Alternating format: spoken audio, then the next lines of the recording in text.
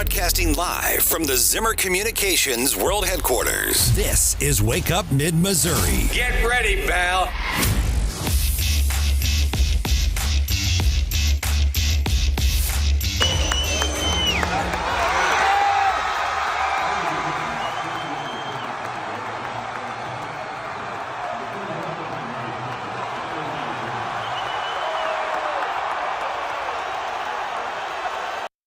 Is mostly cheers, a few boos, as Trump enters the Clemson-South Carolina game this weekend. So I think it was mostly cheering. He just had that entrance into the big fight a couple weeks ago, and that was, those were his people, and there were a lot of cheering. So that is, it was a big football weekend, not only there and for some of the 2024 candidates, but right here in Missouri. I am Stephanie Bell. You're listening to Wake Up Mid-Missouri, and we are joined by co-host Mike Murphy of Como Buzz. Good morning. Good morning. Now, you're a big football guy. We got to watch a big Mizzou win. It was a fabulous win. It couldn't have been much more fun. A lot of anticipation and perhaps worry about going down to Arkansas and laying an egg, and the exact opposite happened. You put a whooping on Arkansas. Couldn't have finished the regular season any better. If we're going to put a whooping on anyone, Arkansas is one of the top candidates that I would choose. Yeah, me too. That was really fun.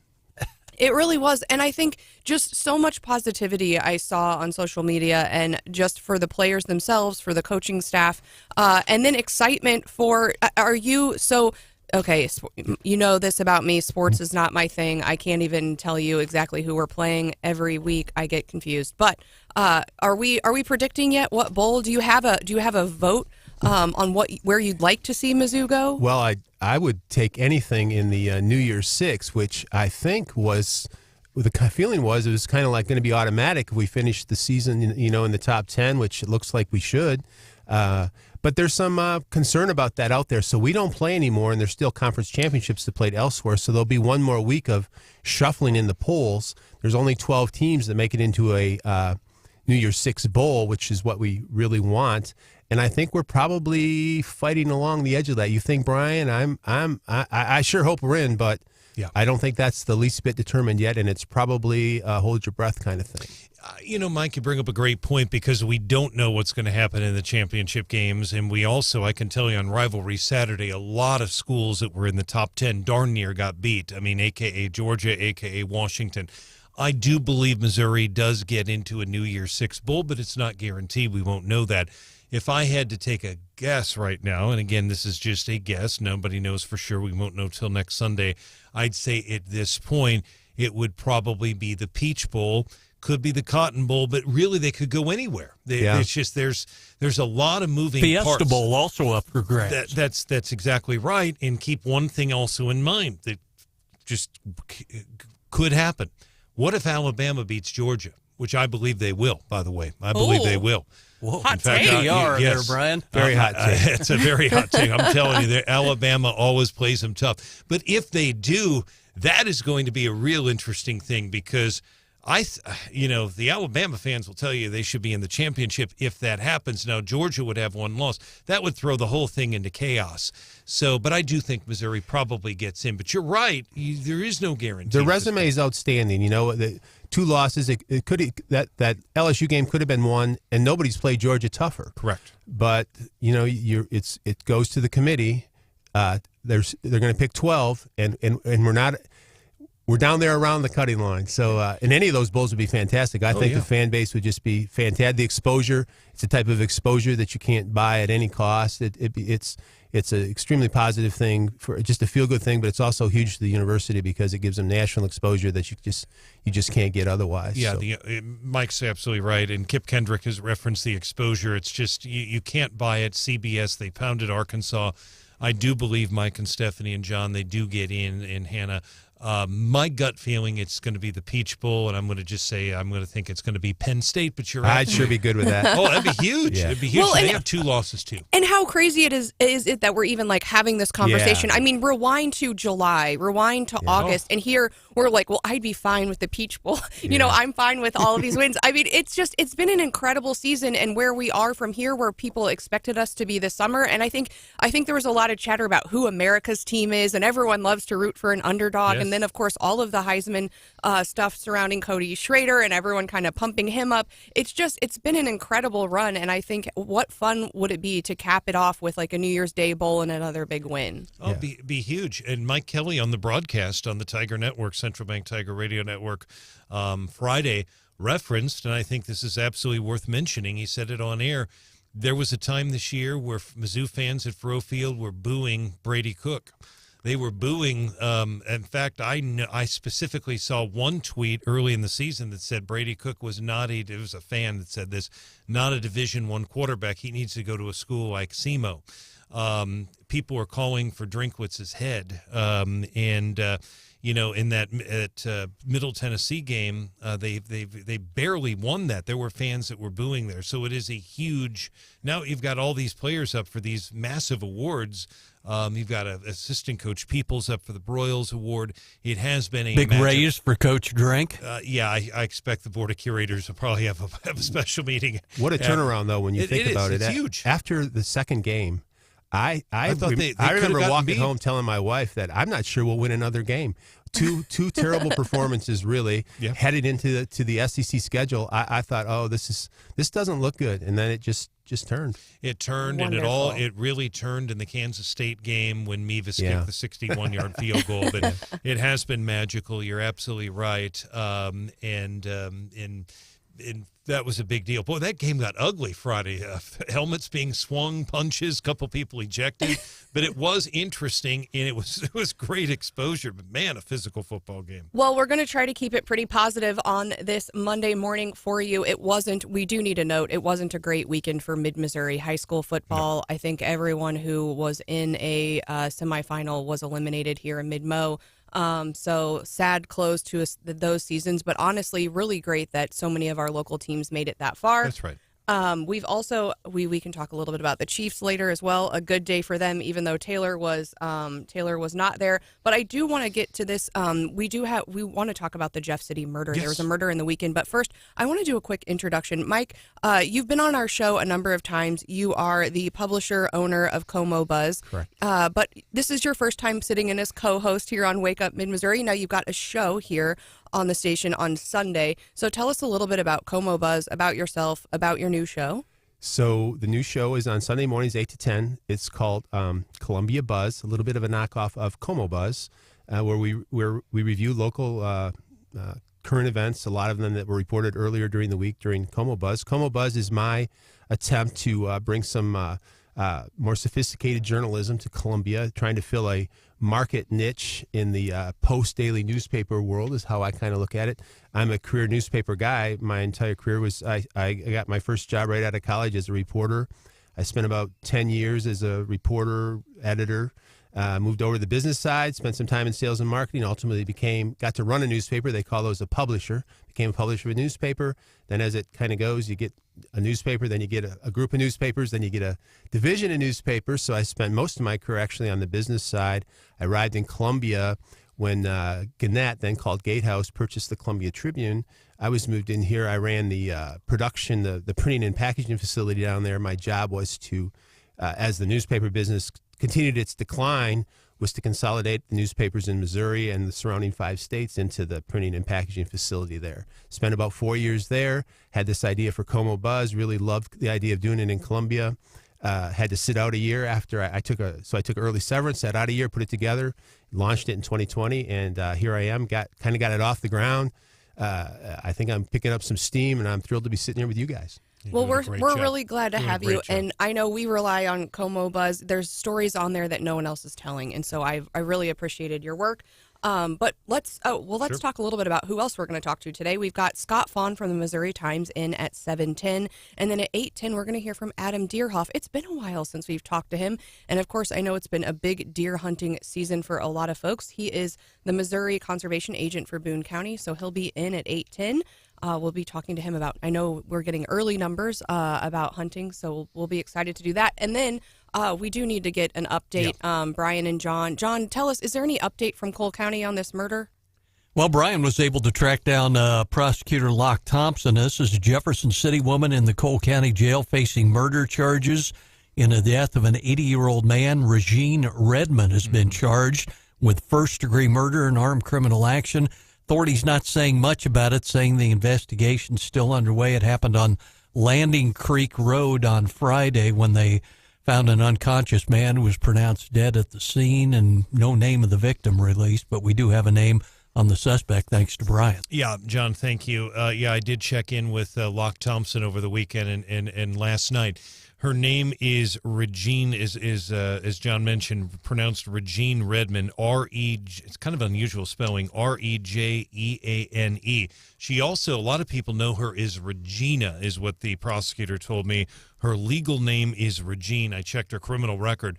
She essentially has no criminal record. The only thing I can find is failure to register a motor vehicle. She was fined for that. So a lot of our listeners, I know John's listeners at KWS, asking the same thing. Well, what is the motive? What is the connection between this Redmond and the victim? And we don't, and the alleged suspect and the victim, we don't know. That may be in the court documents that will be released this morning. That probably won't be released until she's arraigned. The issue is the holiday. He's filed the murder charges. He confirmed that on the record. He can't go beyond it.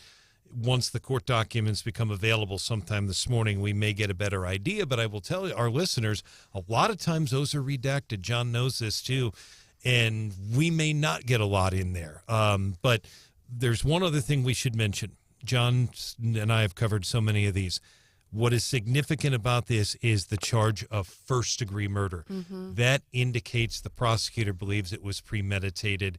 That is huge. That means that if he chooses to, he could seek the death penalty. All right. Well, we will be waiting to see if there are any updates from the court documents.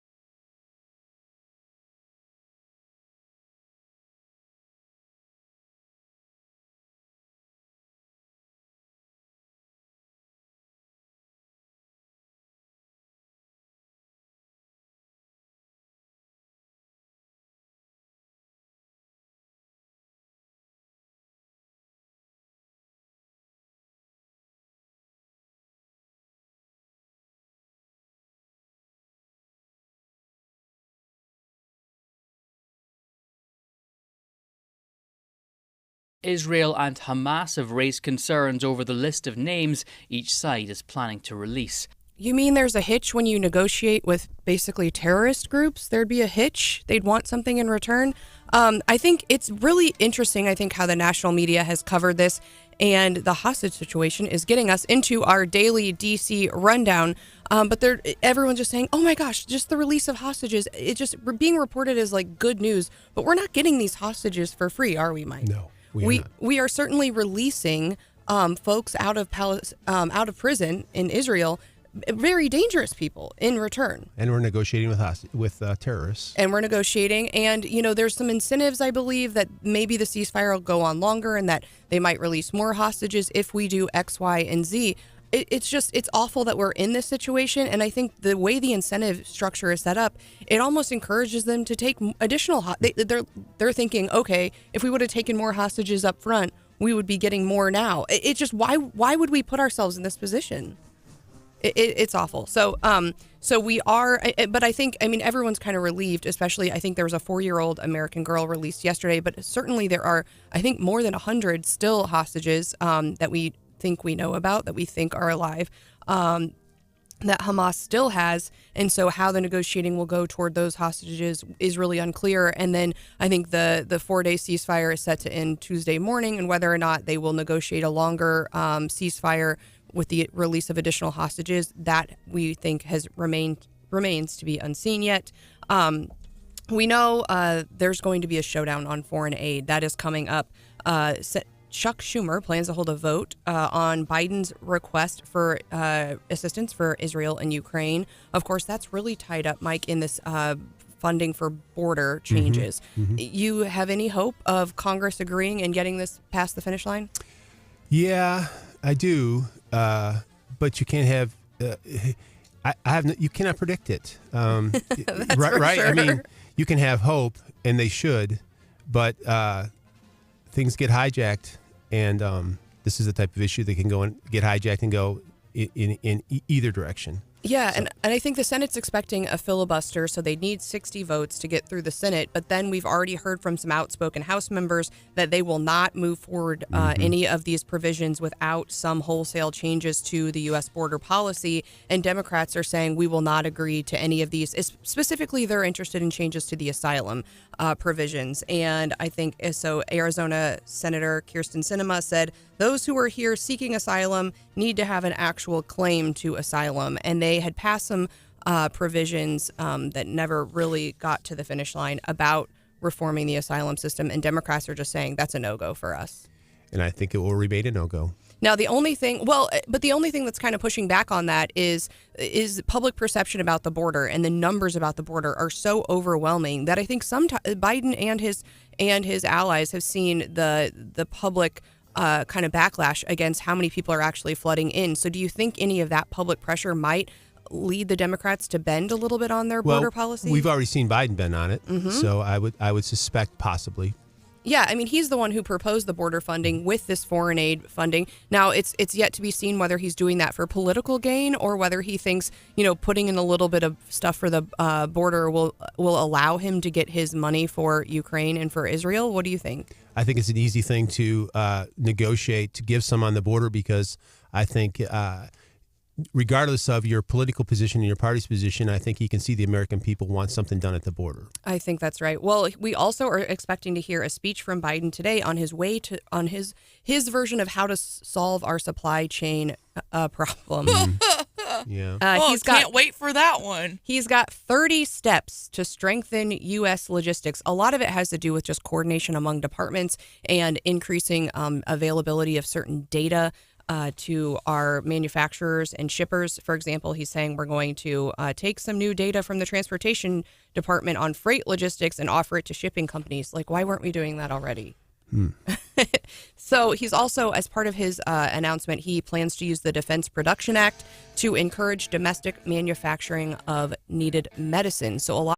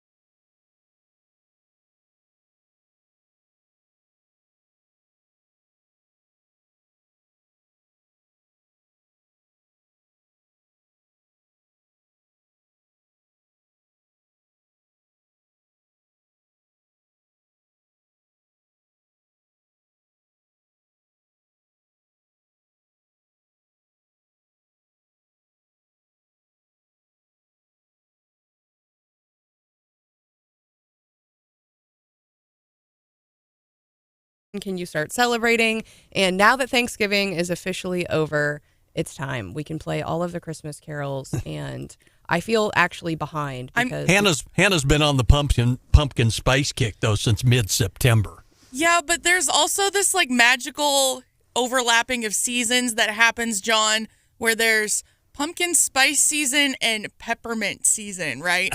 And there's this period of time between late October and maybe late November where some places have both offerings on the menu, and it's magical. So you do like pumpkin spice in the morning and peppermint in the afternoon? Yeah. Oh, that's Yeah. gross. You get the best of both worlds.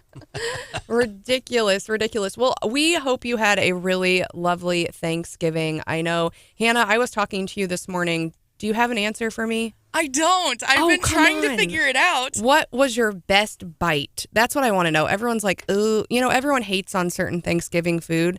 But when you think about your Thanksgiving, what was the best bite of food you put in your mouth? So not like the best dish, but you like specifically like a moment. What bite of food would you eat again? Like your top bite. I know what mine would be. My mother-in-law's pecan pie. 100%. It was delicious. Mike? I think the day after the hot turkey sandwich with the gravy over bread with the turkey in the middle. I think that turkey does it sandwich. for me. Yeah. That's the better way to eat turkey, I think. John, did you have anything that was particularly good? Gosh, I guess I'm kind of the traditionalist where you get the stuffing and the potatoes and a piece of turkey with the gravy all on one forkful and shovel it in. All in one. I don't even think I ate turkey. It's not very good. I went to several Thanksgivings, and I think I opted for ham every time. So there should always be ham or beef as an option, I think. My parents went out with my sister that we were visiting in Nashville, and I guess they served prime rib wherever they went, and I thought, that's the way to do Thanksgiving. That's like Mark Ellinger. Yeah, I think he said he was having beef at Thanksgiving. So we hope you enjoyed your weekend. I am learning some new things with co-host Mike Murphy this morning and his website, Como Buzz. Columbia actually owns a railroad? Yeah. Yep. The trains don't run in the city at all anymore, so most people have forgotten or don't know. The depot is just north of the city, and it runs to the north to Centralia, 21 miles to Centralia, so nobody sees a train anymore. But so indeed, can I just buy a ticket and I can ride like the Amtrak up to Centralia? No, I think, I can't remember the dates, but it did used to carry passengers, Really? and then for a while they made it into a dinner train, and you could make that ride. I didn't know But that. no, now it just hauls basically for a couple of businesses out on Route B, but the city bought it in 1987 for $325,000, which is pretty cheap if you think about it. 21 miles of 100-foot easement between downtown Columbia all the way to Centralia. The reason they bought it is Norfolk Southern was losing money on it, was going to abandon it, and it was the primary way that Columbia got coal to its power plant. Yeah. And the city of Columbia was Norfolk Southern's biggest customer. So the city purchased it and continued to bring 50,000 tons of coal into its power plant every year until 2015. They switched the power plant there on Business Loop from burning coal over to burning natural gas. So they no longer, of course, needed the train to bring coal in, but it continued to run. So it services a couple of customers out at the end of near the end of Route B, near the city limits. Honeywell brings materials in there. JB Eagle brings materials in there. Mid-City Lumber hauls lumber in. Those are their three primary customers. But they lose a little money. The railroad loses a little money in the $100,000 neighborhood, so not a lot. It gets subsidized to that amount. They have a transload facility. They bought a huge 85,000 square foot building, another asset they didn't really want to acquire. The company ABS went out of business in 2008 or 9. The city had some guarantee on having to purchase this, so they bought it for $2.5 million, and it's a massive. It's got 15 loading docks, a 30-foot crane, and what it's used for is to load materials on and off rail cars onto semi-trucks. So they operate that out there. It makes a little bit of money. So it operates out there fairly, obscurely. But what's happened is they don't make any money. The city operates, their enterprise funds are reinvested back into the typical utilities. It doesn't make any money, so they've not done any capital improvements to the tracks. You're supposed to be able to go 25 miles an hour down those tracks. There's a lot of places they can only go 10 because they haven't been replacing railroad ties. Now it's all coming to a head because we got the bridge over I-70, which is going to be widened The bridge has been unusable for a while because it had been hit too many times by trucks. A train hasn't come in towards town south of US 63 for some time. So this is all working its way to the city council to make a decision what's going to be the future of the railroad. Are we going to continue to run it or not? The railroad and the Railroad Advisory Board just completed a study working with Ready and the University of Missouri, an economic impact study based on those two businesses out there and what would be lost. And and trying to make an argument that what we would invest if we were to bring in a business like that. It's like 85 employees out there, like $2.5 million of tax revenue a year, an economic impact that you can make it into a lot of money if you want to do the arithmetic and the multipliers, how they do that. So all that's kind of headed towards city council to sooner or later, sometime soon, to be culminating with a decision on what's going to be the future of that railroad. Is there any ability? Did they like Ready? Did they say that we could attract additional businesses to that line? Should we invest in it? Yeah, Ready would like to see us do that. I'm not sure how aggressively or enthusiastically, but with the with the Railroad Advisory Board, any expansion, Route B is about filled up with industry, with spots to develop. Future development will be north of town in this wooded area or undeveloped area that the railroad does run right through. So Ready would make the case or suggested that we have a pretty excellent benefit there that could really lead to attracting a certain new business or new customer. But I guess you have to make a decision on that's kind of on the come. Do you really believe that's the case? Nowadays, is a railway really going to benefit a new manufacturer or some type of industry out there or not? And indeed, then invest in this railroad and keep it alive. And I think it's going to be an interesting debate because there's both the practical nature of it. Yes, we should indeed do that. There's a sort of romantic nature to it too. There's a lot of railroad aficionados who want to see the railroad survive. And then there's the city council who's going to have to make the pocketbook-like decision. So if the city council decides not to maintain the railway, what happens? Well, they would own about 100 foot of easement between downtown and Centralia. What they've done very successfully in the past is they've made pedestrian and bike paths, throughout not only just the city but the surrounding area. There's already talk about the tracks that basically they haven't been abandoned, but they can be in town. They run from downtown into our new stockyard / arcade district.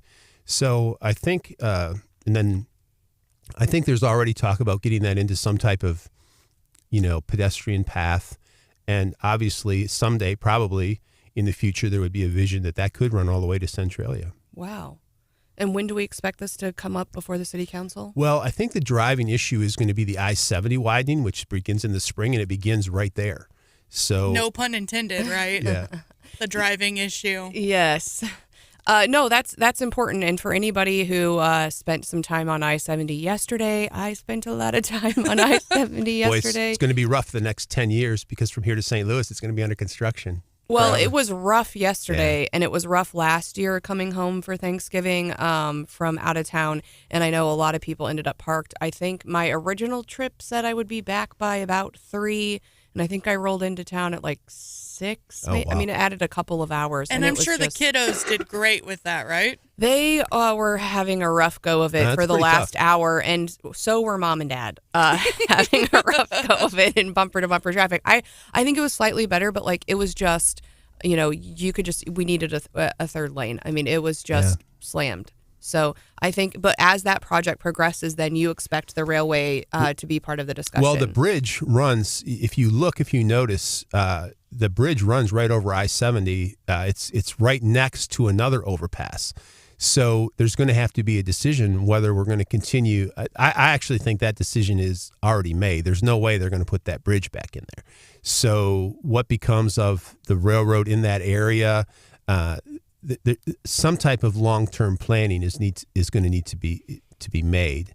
And, I think for a lot of folks, Mike, they can remember getting stuck in traffic out by the power plant as the hopper cars full of coal came in. Oh yeah. Mm-hmm.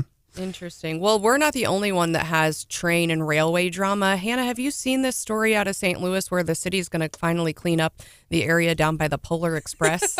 Did you ever ride the Polar Express? I didn't. I did see the tweet, sort of like a point of view from the train, and it was like a homeless camp. Is that what it was? And just trash. Yeah. And so if you get on right there at like Union Station, and then you go down toward what is like the Four Seasons and the casinos. And so I did this a couple of years ago. It was expensive for all 5 of us to go, and I was very disappointed. And I will say, like, you just get on, you ride like 10 minutes, straight down, and then you're supposed to show up to like quote unquote the North Pole. And I think we're spoiled here in mid-Missouri. I mean, we really are. You see, like, the Magic Tree, which was just lit this last Friday, the stuff that VU does with their lights display. I mean, everything. You can see so many incredible things in mid-Missouri, and you show up, and they've painted, like, a couple pieces of wood that look like a decoration straight out of 1970. I mean, our set designers, our theater folks, could do a massively better job. But now not only is the ending, you get to this North Pole that's not very nice. Apparently you pass a lot of trash and dirty stuff on the way to this. And so you're supposed to be, on this magical journey, and it's not very magical. And the city's like, okay, we're going to clean some of that up. John mentioned where the tracks cross Business Loop used to get stopped there all the time. Oh, man. Still to this day, that's a horrible bump. The tracks are still there. You have to. It's a natural speed bump that they left in. The good news is they're about to fix that. It's been there for years. They just fixed the one on Rogers Street, and finally an agreement. I just heard the story here at the Railroad Advisory Board meeting that MoDOT wouldn't allow them to pull those tracks out without then if they ever wanted to put them back in, they'd have to go through the permitting process again. MoDOT finally relented and said, no, we won't make you do that, so we can go ahead and fix that road.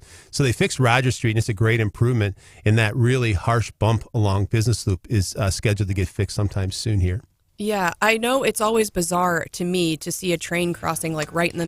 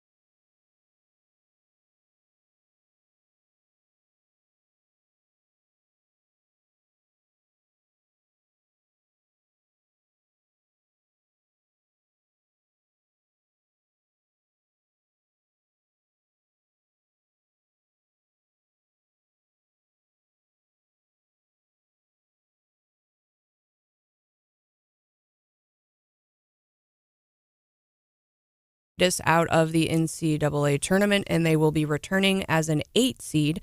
So very exciting. We like to highlight some of the more off the beaten path sports. We've talked about lacrosse. What else, Hannah? Rugby. A couple of other Mizzou things. wrestling's been pretty hot the last couple seasons. Oh, they have, and they just opened their season, didn't they? Yep. I think so. Lots of other fun stuff. I know we like to talk about football and basketball and all of that. People kind of forget, the high-profile sports get all the news, but those athletes in those lesser sports are equally committed. They put in, their entire life is invested so much in being successful at those sports. It's good to see them get some success and some publicity. Yeah, exciting. So if you are a big volleyball fan, you need to keep your eye on that tournament. Hopefully we will let you know when they play first. And I believe Mizzou volleyball was the first school SEC championship winner after Mizzou went to the SEC. Some trivia. I might get fact checked on that, but I remember being really excited about that back in the day. All right. If you know, you can always text us at 573-874-9390. You can also weigh in. What was your best bite on Thanksgiving? Mine, for sure, pecan pie. It's really the only kind of pie I eat. I'm a hater of a lot of foods, and pie is way up there for me. Something about hot fruit. Ugh. I don't like any sort of cobbler pie, but pecan pie is like the weirdest one, and I'm is with my you 100%. exception. It's my favorite too. Isn't it basically just corn syrup and gelatinous pecans? sugar? Yep, it is. But for sugar whatever and more sugar and some and some pecans. For whatever reason, just it for is some nutritional value, gotta There's sprinkle those in. protein in the nuts, right? Something. You've got carbs. It's good for you. It is good for you. Okay. Back to the real news. The AP actually interviewed our own governor, and it's just rare, I think, that we're kind of in the national news, and especially that the national news media is portraying Missouri in a positive light.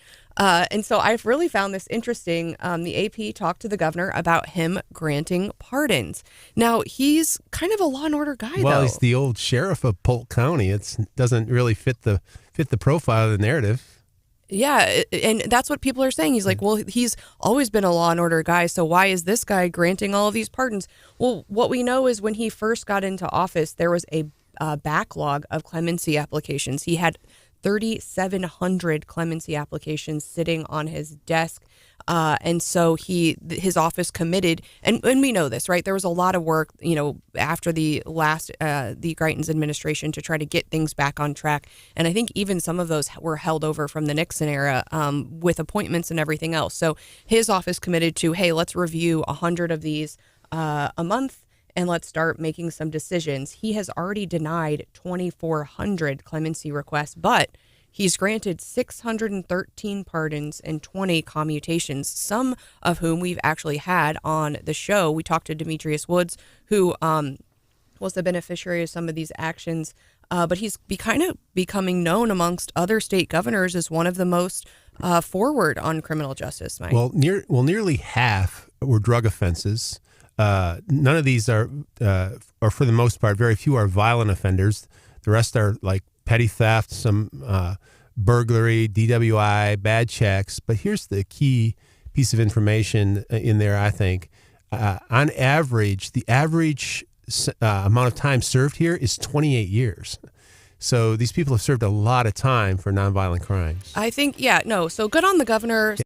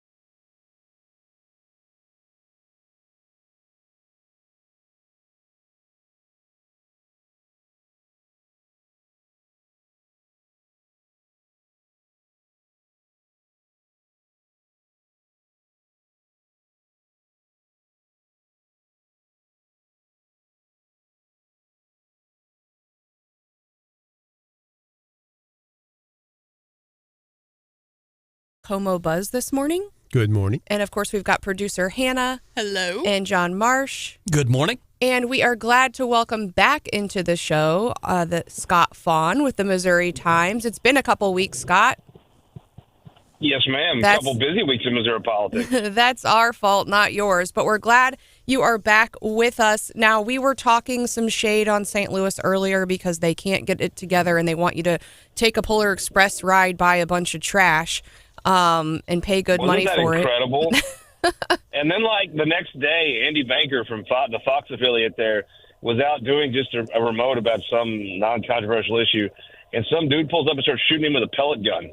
Really? I mean, it really is. I mean, Beirut, St. Louis, take your pick. I'm not sure which is the most dangerous. Well, what else is going on there that has given you cause for concern?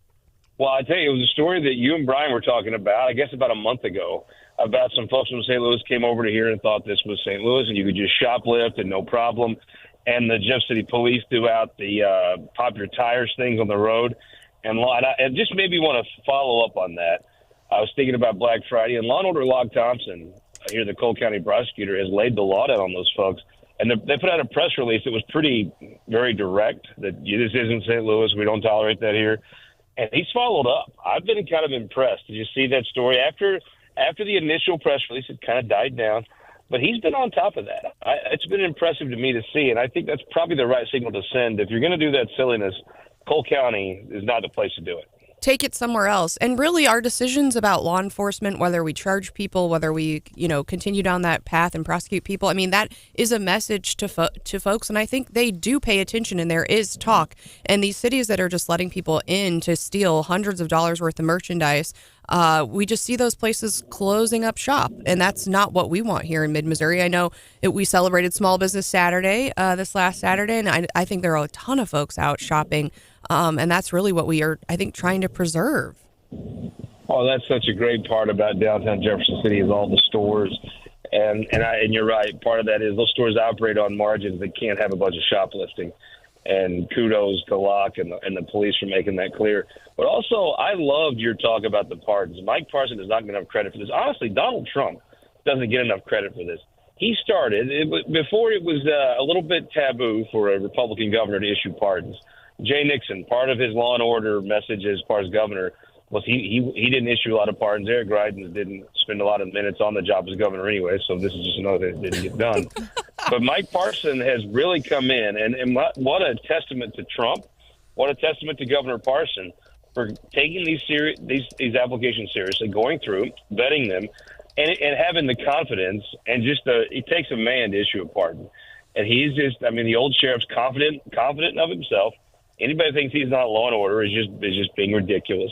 But going through and issuing these pardons thoughtfully, a lot of times there's crimes that don't really fit the system is made for everybody. There's a lot of times there's situations that this really don't fit, that it's not fair. It's not justice is also giving mercy.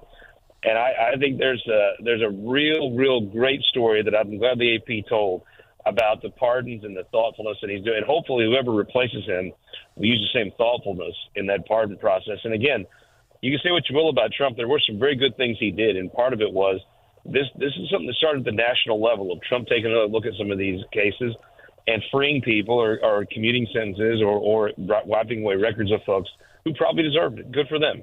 Scott, we appreciate you joining us live and bringing up some very interesting points as well.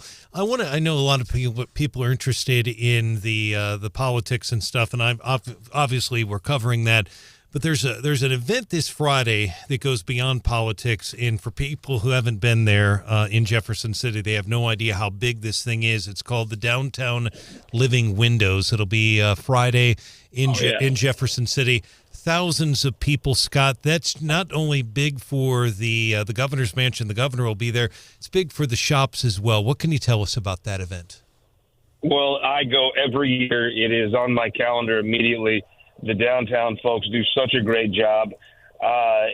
So basically, everybody's got a setting in their window, right? Mm-hmm. And you can walk by, get you some hot chocolate at multiple different spots, shop in the stores, and you walk by and see basically a scene from a Christmas scene in every window. And I'll just tell you this, Brian, for the first year, if you're downtown and you go high in Madison, hang that left like you're going down to the governor's mansion at 225 Madison.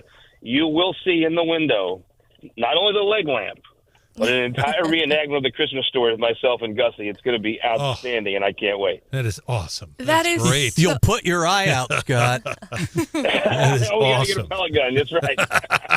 And it's just such good memories, Scott. I remember my mom owned a business growing up downtown, and one of my favorite times, we always did a reenactment in her window, and I remember they played the song "I Saw Mommy Kissing Santa Claus," and my dad, and I wore like little Christmas pajamas, and we did this whole thing. But, it's something I like to take my family to every year, and of course, then the Christmas parade is followed up on Saturday, so Huge. very, That's a big one, too. very exciting times. All right, so Scott, we are preparing for a legislative session here rather quickly, and talking to some of my friends who are staffers.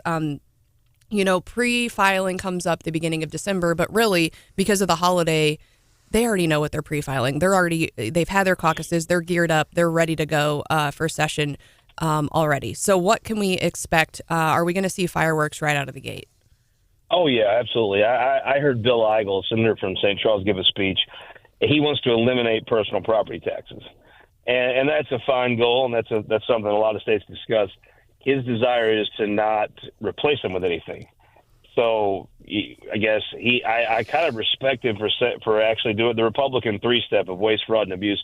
Republicans lying or just giving you a load of bull when they say waste, fraud, and abuse. It's there. Sometimes you find it. Most of the time, it's just an excuse for not having a real plan. Bill Eigel's plan is, no, we're going to cut a bunch of stuff.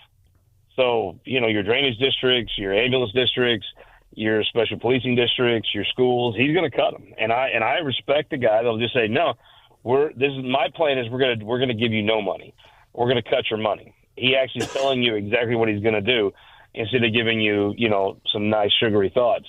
Now, he said in a group, he's not going to wait until April this time.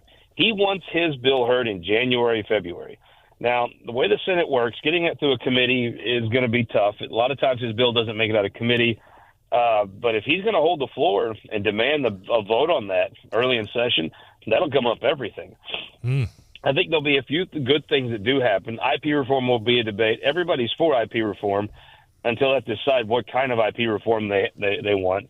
So that'll probably be a big fight. And you're going to have to get the realtors. I mean, look, the realtors have such a sway, and they're so respected. You don't tug on Superman's cape, you don't spit in the wind, and you don't mess with Sam Licklider, the realtor's man in the Capitol. I don't think that'll go anywhere again because it's so hard to decide what you're going to change it to. But I think I see a bunch of small good government things. I think Dean Plocker is going to make it a point to try to get some things done, to have a productive last year of his speakership. I think that's going to be kind of his focus, is showing some results.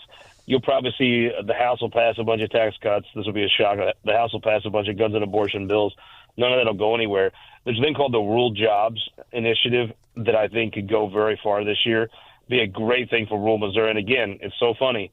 Our suburban friends always want us to vote for all of their stuff, all of their ideas that usually don't add up, that are usually just attention-getting things. But then when they go to help rural Missouri, oh, no, can't do that. I think you could see another situation of the rural folks being like, vote for us, vote for us, vote for us, and then ghosting rural Missouri. And it's just how much of that are rural guys going to take? I mean, how many times are rural Republicans get slapped around by suburban Republicans? I guess Scott, we're up to 7,523,000. Scott, when we had the governor on with us the other morning, we asked him the same thing about the three tax cuts and all. He didn't sound optimistic about anything coming out of the State House this year. Well, look, John, you've watched a lot of these come and go. The fact is, what are you going to offset that expense with? People say run it like a business. Well, right now you had you won the lottery. You ever seen those documentaries how people win the lottery, then they're bankrupt 5 years later? Well, that is what the state of Missouri has done. COVID, the federal government just poured money on them, and they won essentially the government lottery.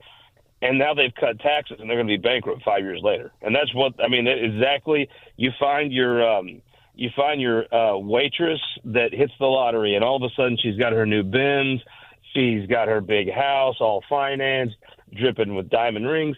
That's essentially the Republican majority. They won the lottery, and they bought every bad thing you could buy, cut their revenues, and now 5 years later they're going to be bankrupt. They're going to be like, oh my God, whose fault was this? Well, it was the fault of poor planning because they're not cutting spending to make up for these tax cuts they've done. To me, tax cuts are a great thing. I'd rather pay less taxes, but let's be honest. How many people noticed the 0.01% of their state taxes that were taken out of their check? I'm going to venture no one. But the bill will come due, and when it comes due, it's going to be a tight time at the state capitol, and some real people are going to suffer. And what's the timeline on that, Scott? When do you think that's going to come to a head? The governor in Lincoln Huff, the senator from Springfield that does the appropriations, he held some money back. The governor vetoed some money. I think they have one more year of good times. Then you're going to see kind of a rocky-ish start as the tax cuts cut in and the lottery winnings are being spent. So I guess go over to your friend's house that won the lottery in year 5, because after year 5 it gets pretty dark. There'll be no more shrimp cocktail. It'll be Cheez-Its and your spray foam cheese. Well, and that's kind of where they're heading. So I'd say one more year, then it happens. That sounds pretty good, actually. I have to know, do you see the big political news over the weekend? I am looking at a picture of the Parsons right in front of the restrooms at Buc-ee's, celebrating Buc-ee's coming to Missouri. Now, Scott, you would strike me as someone who loves a good Buc-ee's. Have you been? I have not been to that specific one. I have been to. I am a gas station food connoisseur. I'm a huge fan of Champ's Chicken. But I definitely eat at gas stations. That one may be a little rich for my blood, but I am a gas station food connoisseur. And I love a good reason to stop and eat on the side of the road. I do as well, and I actually went out of my way on a vacation trip once just so I could say that I'd been to Buc-ee's. They actually had like the mascot in there. We took photos, and you're right, it's got tons of food choices. So I know I'm excited for this coming to Missouri. Hannah, have you been? I haven't, but I'm just curious, Stephanie.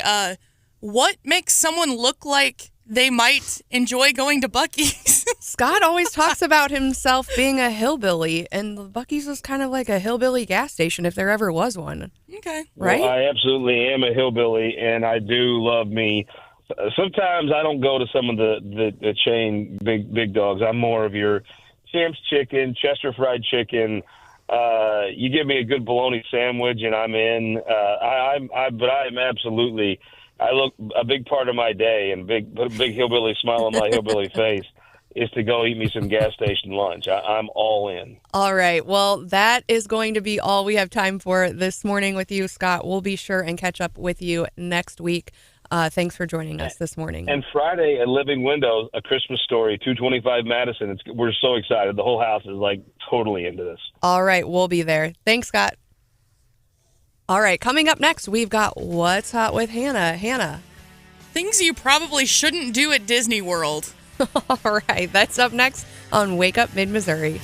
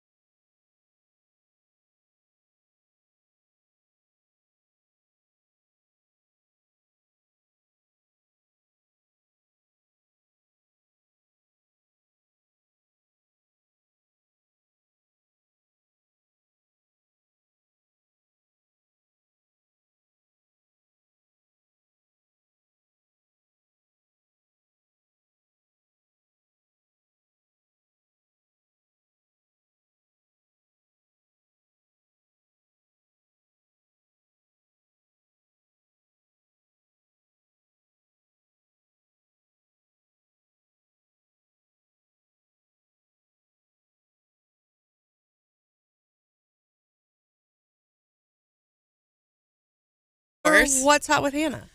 Stephanie, have you ever encountered a streaker in the wild? You know? Oh, yeah, I have. What? Yeah. Okay, where? Real quick. I gotta know.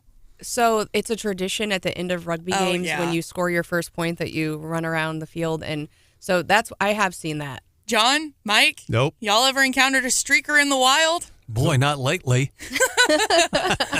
Well, folks that visited Disneyland in California over the busy Thanksgiving weekend, some of them were able to answer my question as well. There was a guy arrested over the weekend for streaking in Disneyland, of all places. They're kids, man. Come I know. on. He was riding the It's a Small World ride, which of all the rides that you're going to streak on, you choose the one with the word small in the name. Anyway, he got off the ride while it was moving and just decided to kind of interact with all the little animatronic figurine things. Several video clips have gone viral over the weekend. The videos that I've seen, he was still in his underwear. I don't know if that makes it a whole lot better, but maybe Less dangerous. I mean, yeah. There have been reports that when the Anaheim Police Department escorted him out of the park, he was, however, fully nude. Wow. So, we're getting contradicting reports of what happened, but of all the places to streak, man, Disneyland? Yeah. Really? That's rough. I recently rode that down in Orlando, I guess. And I just can't believe they haven't canceled that ride yet.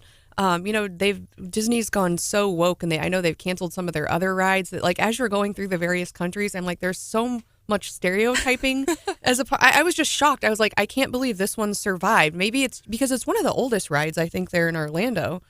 But show of hands from the Wake Up family right now, who has the annoying song stuck in their head currently as we're talking about it. There you go. It's a small world. It's such a cool ride, though, and you think it was so, like... Until a dude runs through in his boxer briefs. That would make it less cool. And yeah, that's one where you, like, really take the little kids. So hopefully they get this guy. And if you have any morbid curiosity, I've posted a link on the Wake Up in Missouri Facebook page. A censored link, I hope. Yeah. Okay. Yeah. Okay, good. Still disturbing. All right, that is What's Hot with Hannah. Proceed with caution. This morning. All right, coming up next, the Columbia City Council is getting ready to pick a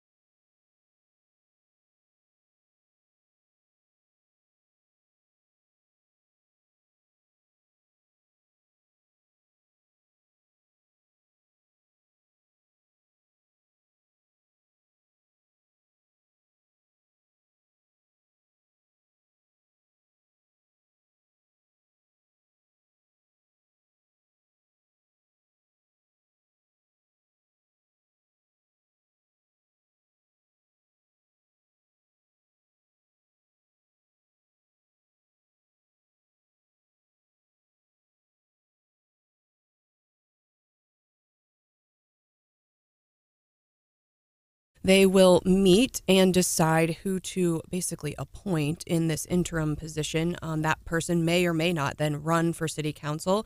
I am Stephanie Bell. I'm joined by Como Buzz's Mike Murphy, who keeps a close eye on the city council. Andrea Weiner resigned because she's moving out of the second ward.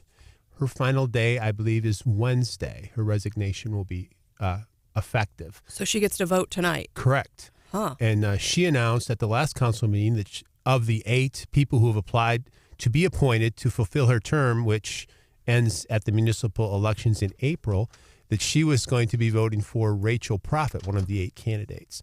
Rachel Proffitt is also she was a member of Nick Canoe, Councilman Nick Canoe's campaign committee, so I assume she probably has 2 votes. The winner will need 4, so I guess that gives her a leg up.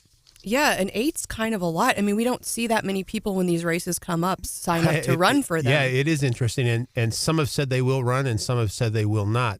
It's hard to guess what council will do. That's 2 votes, but by no means does that mean. So they'll have this round robin where they nominate, somebody nominates, whoever goes first nominates somebody, and then as soon as somebody gets 4 nominations, then they're the winner. They'll be the appointee, and they're going to get sworn in on December 4th. That would be the next regular meeting. So based on previous support, you think that this Rachel Proffitt might have a leg up, but then also Cornelia Williams, it's being reported that she listed Roy Lovelady, another councilman, on her application as someone she knows. Yeah, I would pick her as a strong dark horse. It would not surprise me a bit if she got 4 votes. I'm not sure. Susan Renee Carter is an excellent candidate simply because of the amount of time she spends in. She's affiliated with Race Matters Friends, but she attends certainly every council meeting, but not just council meetings, commission meetings and other meetings. So she's very active and involved. I would think she'd be a very strong candidate. I'm not sure what kind of support she's going to get from council. So we'll see tonight. Yeah, and we'll have an update on tomorrow morning's show, which right. you are hosting. Yeah, that is true. Yeah, I think it's an interesting thing, and it's Mike made it clear, but I think we should reiterate it's to fill the final 4 months of the term, and you're both absolutely correct. To have 8 people apply for that is incredible. And they also appoint a mayor pro tem tonight as well, because Andrea had been serving as the mayor pro tem after Roy Lovely defeated Carl Scala. So she was mayor pro tem for about little over a year, August 2022 to now. But yeah, should be I shouldn't say it should be a short meeting. Who knows? But I think it will be. There's only 2 items on the agenda. I thought they might interview them, but it doesn't look like it. Nope. But I'm still not positive that they won't. But it doesn't really look like that from the agenda. But you would think that maybe they were going to, but they did not call a meeting to do that. Mm-hmm. So, I'm like most things, Columbia City Council, they'll be curious. Curious Absolutely. is a good way to describe it. And maybe they weren't expecting 8 candidates. That's a lot of interviewing. I guess also on the Columbia front, big news over the weekend. Brian, you kind of had a tweet almost go viral. Yeah. Very important stuff. The Golden Corral. Absolutely. Well, here's the interesting thing about that is the Golden Brian, Corral. you got to laugh a little bit. The minute you wrote a very serious tweet about Golden Corral, I was talking to Hannah about it. I was like, oh, the Golden Corral. Absolutely. Now, it's one of those things in all seriousness that we get honestly, we get more questions about the Golden Corral in Columbia than we do about guns, abortion, almost anything else. People want to know when it's going to open up. And it's been very difficult to get information from corporate or from anybody over there. You can't call, you can't go in. So I follow their Facebook page a lot, and on Facebook, and people can look it up right now. You can see exactly what I'm talking about on their Facebook page on Thanksgiving morning. The Columbia Golden Corral invited people to come in and dine. Their words for an unforgettable holiday feast. Unforgettable holiday feast. Well, I went out there, took a picture. You can't get in. It's closed. And there's a chain link fence around it, and they put a new sign up, but no indication of when it's going to get open. But I had a ton of reaction. I think 11,000 views or something, and a lot of people still asking questions about it. One person asked me, by the way, that didn't think it was a big deal. It said, nobody cares about the Golden Corral. Why was the mayor in communist China? And I thought to myself, And they linked to your article, Mike. And that's good. I was respectful. I wanted to say, I asked the mayor about Mike's article on this very show. Obviously, the man didn't listen because I did ask him, and the mayor said she didn't read your article. But I mean, and furthermore, well, and how many times did we have her on this station to talk about that trip? Well, she's known for her truth telling, complete disclosure. But the thing is, I'm not sure what even in its news, and we've asked her about it, but I'm not sure what that has to do with the Golden Corral. But absolutely nothing. Yeah, exactly. But the bottom line is this, folks. Golden Corral is not open right now, despite what their Facebook and their social media is being managed by someone who's not local. Apparently, they're clearly not. They've got a guy. You have to look, people, at their Halloween posts. Their Halloween on Golden Corral.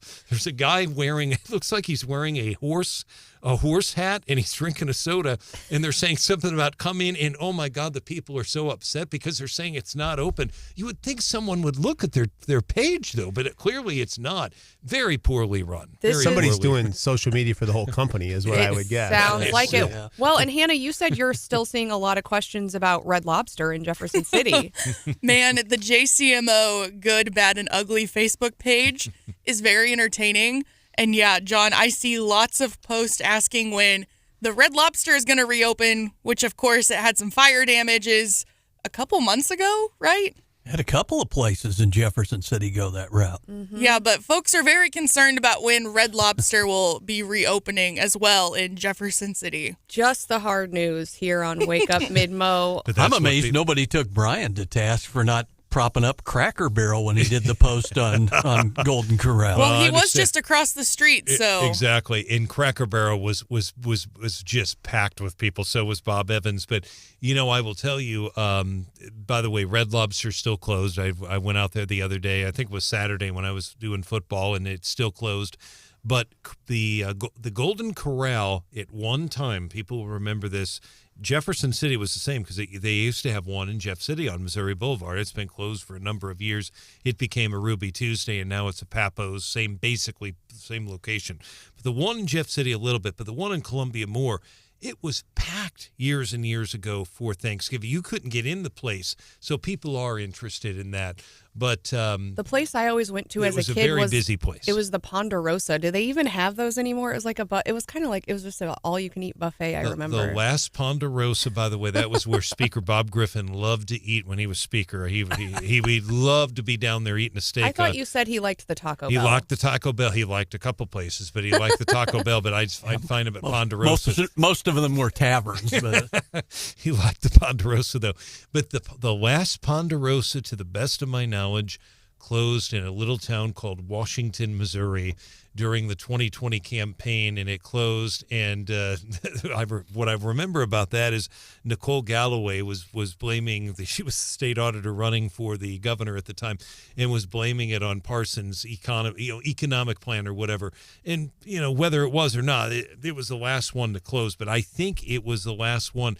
They were all over the place. Ponderosa was and there used to be a place called Bonanza too. I don't know if you remember Bonanza. Similar, very similar, and a lot of them were based on the television show Bonanza. They had really, really good baked potatoes. Brad is texting us saying, "My wife's birthday is this weekend. We need a fancy dinner. I need my Red Lobster." And John says, "Oh, the Ponderosa, great buffet." So. It's fun to reminisce about all of those old places. I was looking at this article in the Wall Street Journal, and it said, it was written by a guy named Rob, and he said, I got to be age 60, and I kind of got in my routine, and suddenly when I was talking to my friends, I realized I'm boring. I'm laughing because I feel like this whole segment is just going to be a direct attack on me because I might only be 23, but I am an old lady at heart, and I know for a fact I'm boring. Well, Rob is giving you some ways to become unboring, and I really liked, he was very methodical in his approach, and so he said, okay, I need to get unboring. I'm turning 60, and a lot of people do this. I'm going to do 60 new things. And, you hear about this, bucket lists, right? Bucket list items. But he said he had rules for what could go on the list. And I liked the fact that he was kind of saying, okay, here are the parameters. And so he said no midlife crisis type things, no jumping out of planes, driving Ferraris, none of that. nothing that I could injure myself doing that would prevent me from doing everything else on the list, which I also appreciate because we have to worry about that as we get into our older years. He also said nothing too simple, like, eat this thing I've never eaten before. Like, that's silly. We can do that any day. But he said also anything too complex. And his example was raise a pig, fall in love with it, then force myself to kill it and make a new kind of pork dumpling. Anything too complex? No. And then he said anything that just requires paying a lot of money to achieve, like going on a big vacation or whatever. And I think about that too. Like, people who just talk about you hear about me traveling, but people who just talk about traveling, it's like, well, anybody can travel if they have enough money. Like, did you do anything interesting while you were there? Right. So he said all of those things were off the list, but I'm going to come up with 60 items. And he said his friends really got into it and were constantly asking him, like, okay, what's on your list? And some of these things are really cool. He did attend a mega church. He had never been before and was like, what is up with all these people going to a mega church? I'm going to enrich my life by going. And he learned some new things. He took a sound bath. He actually traveled somewhere to listen to quartz crystal singing bowls. I think that's like a spa thing. Do you have any interest in that? No, I don't. No. The mega church, they were bigger at one time. I don't hear much about them now. This I'm adding to my list. They let him make an announcement on an airplane. He just asked and said, hey, like, can I go next? What and the they heck? handed him the thing and let him do a cold read. And he said, ladies and gentlemen, we've begun our descent into LA. I think I want to do that. Your seat cushion will function as a life-saving device. I think that's really cool. He learned how to sew. I think a lot of people do this in retirement. They learn crocheting or something else. He said he made a shirt that he actually wore to work. He said his boss said, I can see you worked very hard on that. So what maybe, does that mean? Maybe sewing, that means A for effort. Maybe his shirt was not that cute, but he did learn something new. He said he went to an art auction and actually placed a bid. He got super sweaty thinking he might win the bid and actually have to pay for the piece of art. He said it was super fun. He also went on a police ride-along, which I know several folks here in Midmo have done, and is on one of my lists of things to do. Yeah, I have done that. You have? Oh, I've done it several times, actually, throughout my life, and also recently. Yeah, it is something to... Some people have done it without their permission. That's true. But it will open your eyes and change the way you look at how police officers do their job, that's for sure. He said the night before, the officer called him and said, you need to wear a T-shirt because we're going to put a what do you call that? A jacket on you. And he said, that part I did not tell my wife about. And he said he learned he's a hider, not a fighter, that when something went down, he sunk down in the seat. I think if more people did that, we'd have a lot more respect, especially here in Columbia. And I know the police, they offer that pretty freely if you want to experience that. I know a guy who just did it, actually. A friend of mine, he's a regular guy. He hangs around. He keeps up with what's going on with government. He's actually in his late 60s. And he just did it because he hadn't done it, and he wanted to do it, and they took him out. And it's kind of funny relating back to the story. Yeah, he loves to talk about it. Awesome. Well, I think if you're looking for a way to become unbored,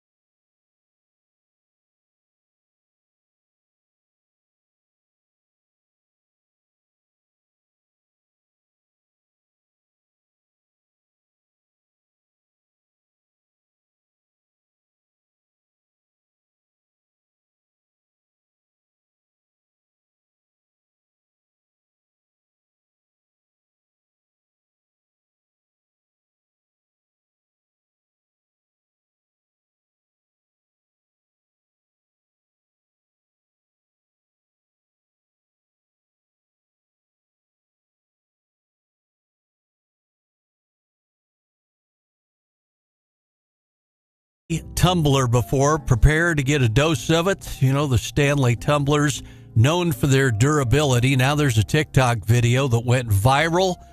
Said, thirsty after you catch on fire. No problem, I got you. The user's video showed the inside of her car that caught fire the day before, and everything was visibly destroyed except for her Stanley tumbler. She said everybody's so concerned about if a Stanley spills, but what if it melts? Says fire yesterday. She picks it up and shakes it, and still you can hear the ice in it.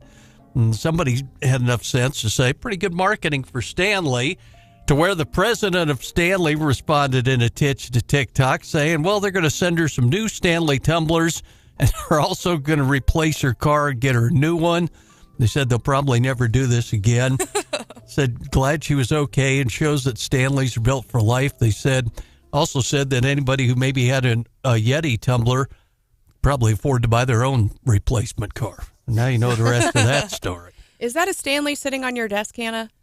It's not. It's a different, like, stainless steel cup. Do you have a Stanley? I don't. Oh, my goodness. I know. It's like a Gen Z thing, though, right? It is, and my husband is always telling me that I have way too many, like, cups and water bottles. So that is the only thing that has kept me from purchasing one, but, you know. And the fact that aren't they like $50? Yeah, like 40, 45. I've got an Arctic that wasn't any great bargain. I wonder if it would survive the fire. Yeah, I liked how the Stanley guy had to clarify it. We're not going to do this again, so, like, don't go setting your bat. Like, because I'm like, my car's only worth $2,000. I could just put a Stanley in it and start it on fire. But, you know, fellas, get a new one. Christmas is coming up, so. A Stanley makes a good gift. It does. If you have a really big stocking, it'd be a stocking stuffer. There you go. What color do you want, Hannah? Brandon, are you listening? Like lavender or maybe baby blue. Those would be nice. I think that would be awesome. But what a good way. I mean, and you think about it, like Stanley's a company that's been around for a really long time. And I've recently read a couple of longer form pieces on that. It was just like a camping brand. And then what? Like, lots of tools. Oh, yeah. I've seen a couple TikToks of husbands who thought they were, you know, being on trend for their ladies and buying a Stanley cup. And really, it was just the old school, really big Stanley, like, green thermos that, you know, you unscrew the lid and it turns into a little cup. You know what I'm talking about? Sure. And so these dudes have been so proud of themselves and ready to give their wives this trendy gift, and it's not exactly what the wives meant. You know, for all of the hate that social media gets and marketing type things get, Stanley has seen a 275% year-over-year increase. These cups existed before 2020 and before TikTok, right? Yeah. But it's blown up, and it's blown up their business. And I think you get one viral video, one good product, and you can really make things happen for yourself. I don't know. It's incredible to me. Did you ever think water cups would be viral, Nope. Mike? Nope. He's like, I can't even. As he's sighing. But So, yeah, well, sort of like bottled water, huh? it's true though. You catch lightning in a bottle is real possible with in today's viral age. The right product, you can make it with one right product. You can make millions of dollars off canned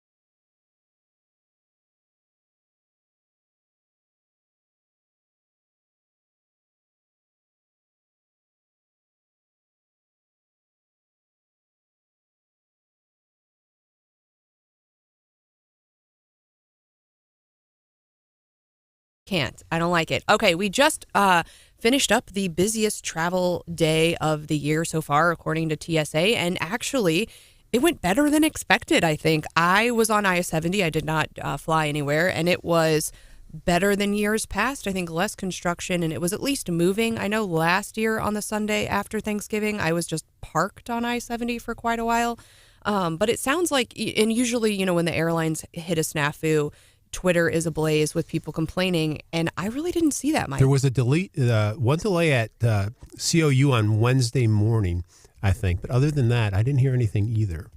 A delay out there is kind of brutal, unfortunately. If you miss that morning flight, you wait till mid-afternoon. Yeah, it can be. And especially on busy days like holiday weekends, it can be tough to then rebook.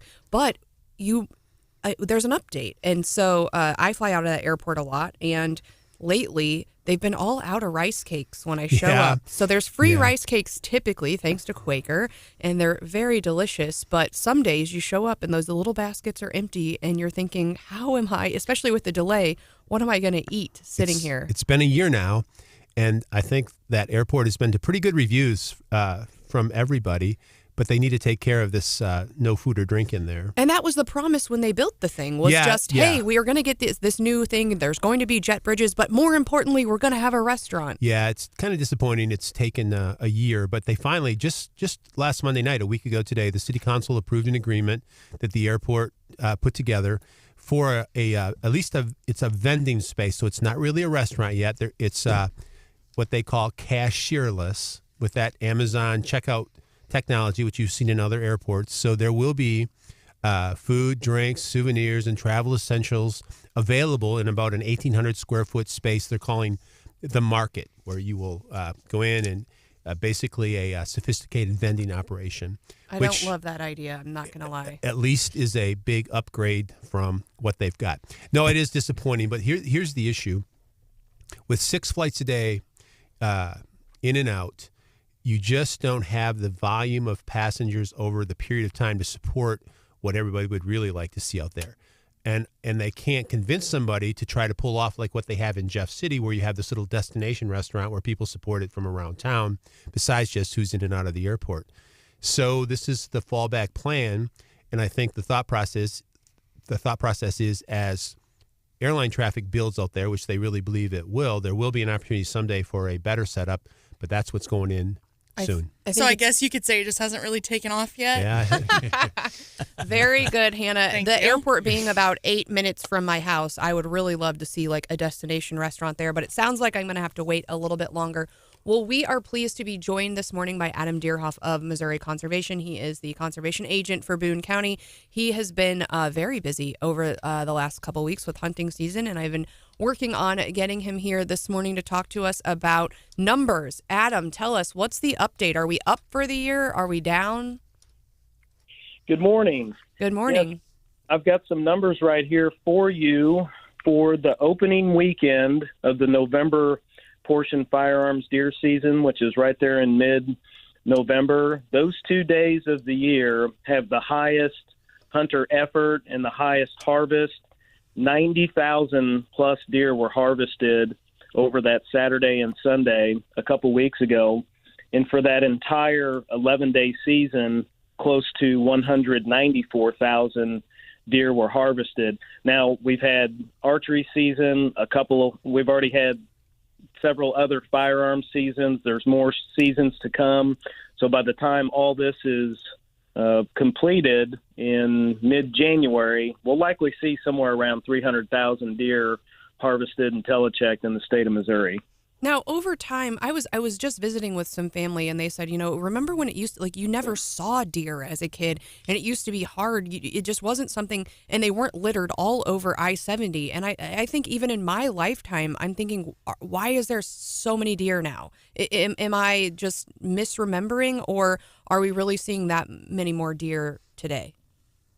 There are more deer. Our numbers have stabilized in the last 20 years. Now, depending on what county you're in, and there's different factors at play, local populations may be increasing, may be decreasing, but just overall on a statewide level, you're correct. We have seen deer populations increased through the last several generations. So going back to the 1930s, deer were nearly extirpated from the state of Missouri and in other states as well. It was estimated that at one time there were as few as 400 deer in the state of Missouri. And so to see a deer was unbelievable. And my grandma, for example, from Miller County, she says she remembers when someone saw a deer track, and that made the local newspaper. So we've come a long ways. There's good and bad with that.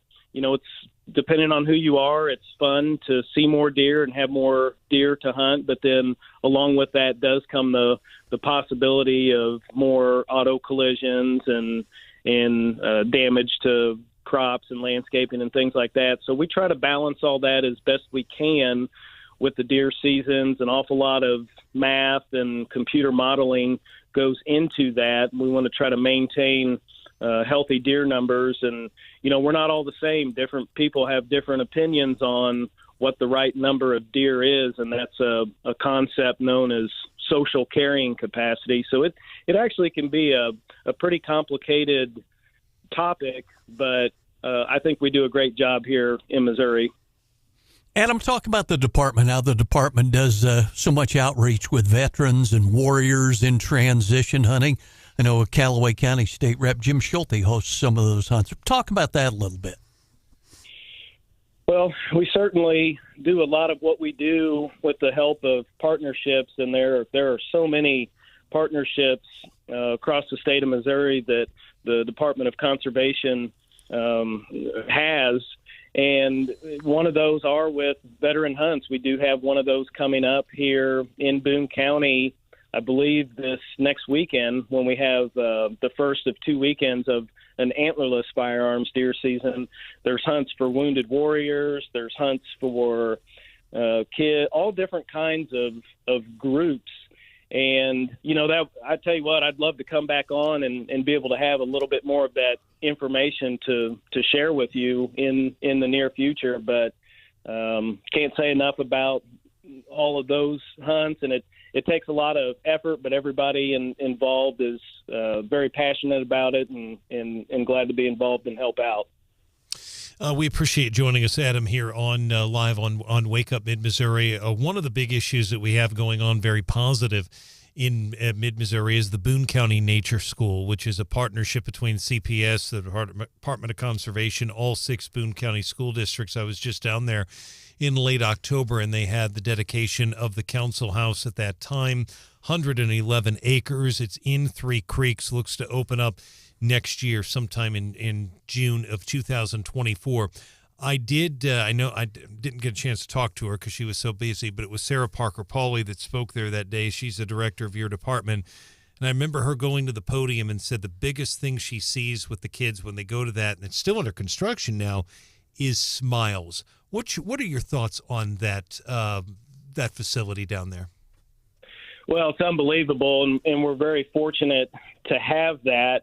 I believe that's the only one in the state of Missouri. Of course, we have, I believe, like 7 nature centers, but as far as a nature school, that's the only one. And so we're very fortunate to have that right here in our own backyard in Boone County. And the plan, I believe, is for kids from all over the state to be able to take field trips and experience this and help get kids plugged in to nature, no matter what county in the state you live, no matter if you live in an urban, rural, or suburban area. There's conservation and outdoor opportunities for everybody, but sometimes folks don't know how to get plugged into that, and so that's a big part of what we do, is to try to help make those connections and being able to bring in kids from all over the state, whether they're able just to spend an afternoon there or local students from here in Boone County sometimes have camping trips out there and go very frequently. This is a great way to get kids hooked on the outdoors. Well, and I would just add, just one thing that's definitely needed. It looks fantastic. The one thing MoDOT or conservation are going to need to do is put some signs up out there, because it's hard to find. Yeah, I know a lot of people had a hard time finding it. I was one of them. It is. Due to it still being under construction, I believe, is why signs have not yet been posted, even though some activities and events take out there. But I'm sure that adequate signage will be posted in due time. Sounds good. Thank you, sir. Adam, on deer hunter numbers, are more people going deer hunting or less? It's a great question. Believe it or not, fewer people are going deer hunting. I'm not going to say it's a dying sport. It certainly is not. But the obstacles to hunting that people experience today are maybe a little bit more challenging than they were in the past.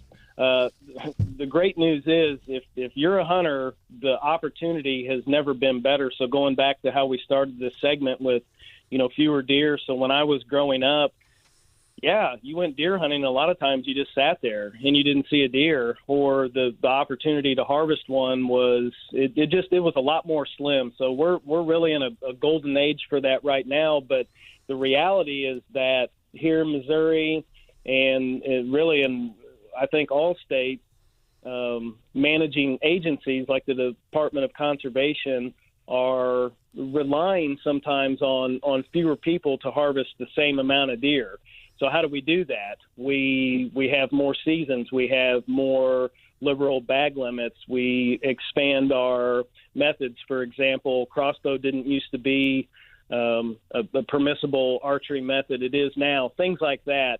So if you're a deer hunter, now is the time. There's no doubt about it. And it's not like that window is going to close anytime soon.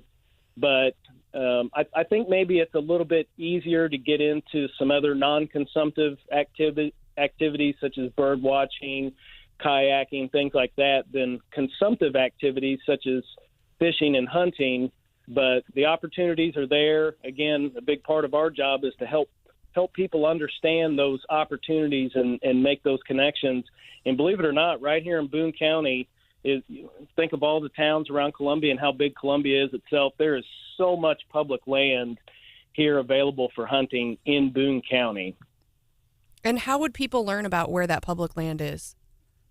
Well, that's a great question. You can go online to our website, mdc.mo.gov, and you can, just with a little bit of effort, you can search all these conservation areas by county or by region. We have a regional office for our central region. We only have 8 regions in the state, but our central region office is on the south end of Columbia. It's right across from Tolton High School. You can walk in there. There are area brochures and other pamphlets for all the areas in central region. But it's not just Department of Conservation areas. There is an enormous amount of Mark Twain National Forest land on the east side of the county. Cedar Creek, the Boone and Callaway county line, basically runs through the center of that. I don't know how many thousands of acres are there. When most people think of the Mark Twain National Forest, they think of the deep Ozarks, but there's a big chunk of it right here in Boone and Callaway County. So really, if you have even just Google Maps or the OnX app, and there's other ones too, you just start looking around, and these public areas they're shaded green, and they really stick out. But go by our office there across from Tolton High School on Discovery Parkway, or go online, and you'll be plugged in a matter of minutes. A good reminder that there's a lot of hunting opportunities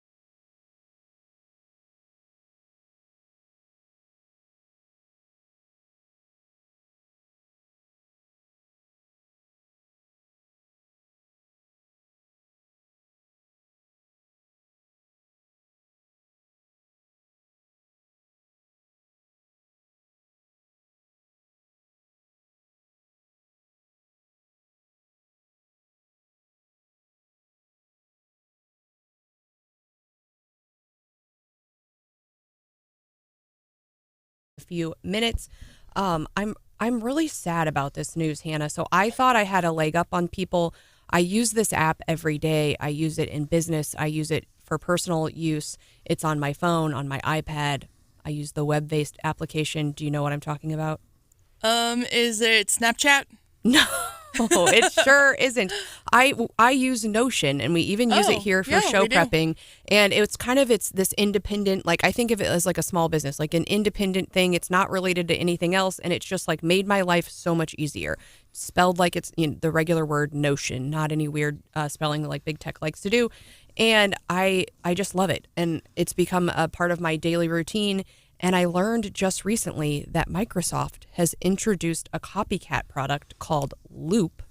And you open it, it looks exactly like Notion. And so I feel bad for all my people over there that have tried to develop this app, and it is really wonderful. Microsoft sees how wonderful it is and is like, we'll just copy that for ourselves. And it'll integrate with all their stuff, so you'll naturally transition over. And that's my worry, Mike. And so, I mean, I am a Microsoft based office person. That's what I use for work. I've got, and so I wonder, text us 573-874-9390. Are you on Google? I know a lot of people. Hannah, you're a big Google person. I Google am. Calendar, Google. I hate Gmail. I hate it. I find the Microsoft products like not very user friendly. I don't know. I think they're wonderful, and they've started to integrate. And then I think also I've noticed more people using Teams rather than Zoom or WebEx. And so I think a lot of people are now defaulting back to Microsoft. During the pandemic, people had to learn to use Teams because their office took them there. So. But I felt like more people were still using, I mean, the state uses WebEx, and I still feel like a lot of people were using Zoom. But I just think over the last several months, I think more and more people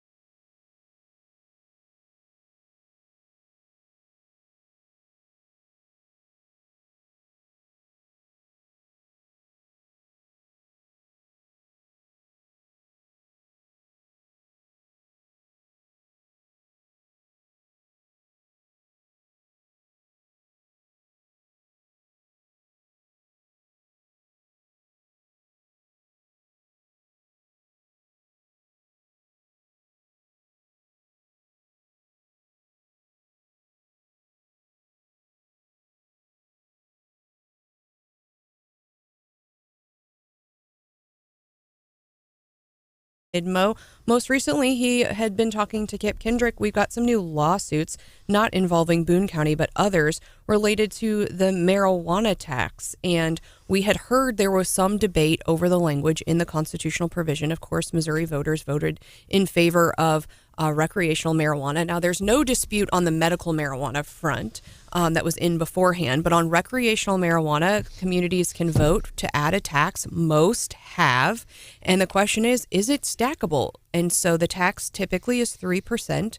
And the question is, if you're in, for example, Ashland, and Ashland has voted for the 3%, and Boone County has voted for 3%, if Ashland were to ever get a weed shop, would we then be paying 6%? And in some of the communities, like in St. Louis, they're saying, yes, it's stackable, and that's what's generated these lawsuits. But the perspective's different here in Boone, Mike. Well, I think you've hit the issue right on. The question is whether it is stackable or not, and the amendment is unclear.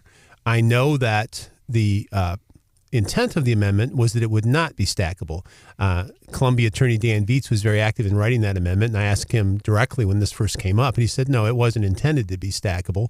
But as you know, in Missouri, it's not what you intend, it's what you wrote down and how it's interpreted. So there are people who are stacking it. I do not believe Boone County is. I think Kip believes that it is, he understands it was not intended to be stackable, and I do not believe they're collecting the additional sales tax in Columbia, or it's only in Columbia where they have a dispensary, and then they have one that's just outside the county on Ponderosa, just outside the city limits, that's just in the county. So until this gets cleared up, which will probably take the courts to do it, it will remain a question, and some counties will go ahead and do it. What I don't know yet, and I wish we had time to check, or what would be interesting, I don't think they're dispersing money yet. We saw the fiasco in St. Louis where people are, not getting their paperwork in order, and I'm not sure what the revenue department is going to decide if it's stackable or not, and if they're going to send that money to places who are charging both. I'm not clear on where they're at on that. And I think they had issued guidance, but then they had pulled it back. And so I know there's the dispensary in St. Joseph is suing, and then the department did have guidance out, but then they revoked that guidance, and they said going forward they're not going to advise municipalities or counties regarding the stacking. And so they're kind of letting folks decide. Now, I think the numbers are insane with how many people have actually approved these taxes. I think, let me see if I can get to those. It's like 83 of the state's 114 counties, and then so far 164 cities have approved the tax. And why wouldn't you? Of course. Yeah. And I guess, but I kind of missed out on how high the tax number actually. I've never purchased marijuana, but in these big cities, I think you think so. They're saying edibles, if they're $100, it gets to 106 with the state tax, then 109 with the city tax, then 112 with the county tax, and then if you're in a special taxing district, it could go as high as 119. So you're thinking that's almost 20%. Yeah, and it's a premium price anyway. And a real strange part of the argument there is, it's a whole nother conversation, but this is why the black market or the legal market for marijuana will remain robust. It's just because it's so much cheaper to buy it from where you were buying it all along. And people have said that, and it is interesting. You guys are having a fascinating discussion. Almost all those counties you're talking about, a lot of those rural counties that have voted to approve the tax and stuff, those counties also voted down. They did not support the recreational marijuana, but they are taking the tax revenue if it does happen. It's one of those things that it's and with all due respect to Councilor Viets, who I respect, and he's not only, I've talked to him many times on marijuana issues, but also on Walt Disney issues as well. It's, you hit it on the head, Mike. It's not what the intent is, it is what is written down. And they could look at a word like the, shall. Yep. It usually boils down to one or two words, and literally this thing could be a couple years in the courts. Yeah, it's a cautionary tale, too, on these constitutional amendments. So almost all legislation that comes through within a year or so after needs to be cleaned up, tidied up. The problems come up, and the legislature goes back and cleans it up. With a constitutional amendment, you can't clean it up unless you go back to the voters. So we're stuck with it and relying on the courts to decide. Yep, there's another. So is that an argument for initiative petition reform, Mike? Yeah, I think it is. Yeah. And we heard from our friend Scott Faughn earlier that he doesn't really think that's going to get very far. Of course, they've tried it the last couple of years. Now I think you face the argument, which they faced in many other states, that the minute you try to do initiative petition reform, when abortion IPs are in play, all you are is anti-abortion. Mm-hmm. Even though they started talking about initiative petition reform before the Dobbs decision at all. That's what the debate will come down to. Well, I want to get back to, we talked about football really early this morning. Not a great weekend for our Mid-Mo high school teams, but still some really great seasons here in Mid-Missouri, but a great weekend for Mizzou. Yes, and Brian had a hot take earlier on Georgia versus Alabama. Yeah, absolutely. I believe that, this, of course, if I'm wrong, I'll come back Monday morning and say I was wrong. I do believe Alabama will upset Georgia. In the game. Alabama is just playing phenomenal football. It's always tough to go down and play at Jordan-Hare in the Iron Bowl, and Auburn played their hearts out. They're a very good football team, but Georgia had a hard time too. They almost got upset by Georgia Tech, so I do believe that. Mizzou, I do think, is looking at a New Year's Six Bowl. Question is which one. You're absolutely correct, Stephanie, about Jeff City Jays and Blair Oaks. They played their hearts out.